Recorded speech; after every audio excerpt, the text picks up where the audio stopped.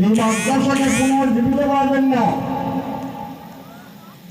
পাগড়ি আছে, পাঞ্জাবি আছে, লম্বা নামাজ পড়ে না, এই মাদ্রাসার অবস্থা হয়েছে,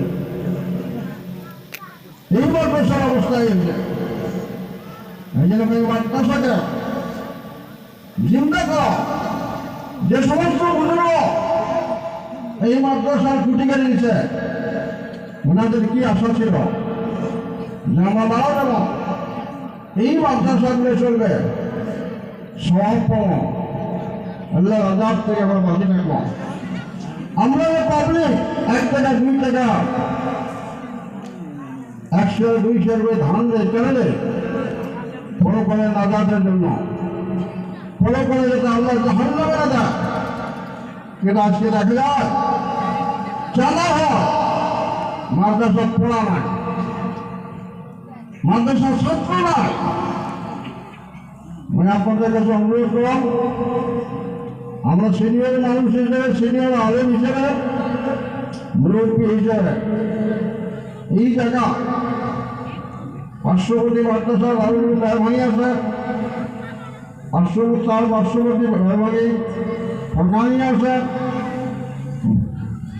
মাদ্রাসা পূর্ণ দেওয়ার জন্য ছাত্র দেন এবং ওস্তাদগুলার কেয়ার করে লক্ষ্য দেন যে ওস্তাদ খালি কালেকশন করবে না, পড়া পারবে, এটা লক্ষ্য দেওয়ার ব্যাপার।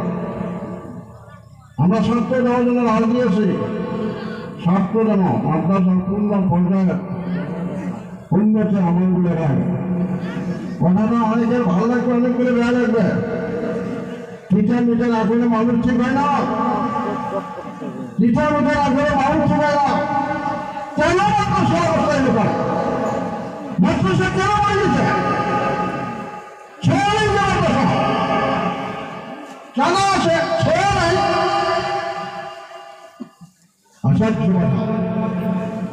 এটা পাবলিকের কর, মঙ্গল শিক্ষক বলব, মঙ্গল কমিটি বলব, 10 টাকা কেন আলাদা না? প্রত্যেকটা মানুষের হয়েছে মাদ্রাসা কে চালে যাবে? মেয়ে মানুষের চালাবে, পর্দার আওয়াজ হয়ে চালাবে। এই জন্য অনুরোধ, এই মাদ্রাসা যাতে পূর্ণ রূপ পায়, মাদ্রাসা যাতে ছাত্র ভর্তি হয়।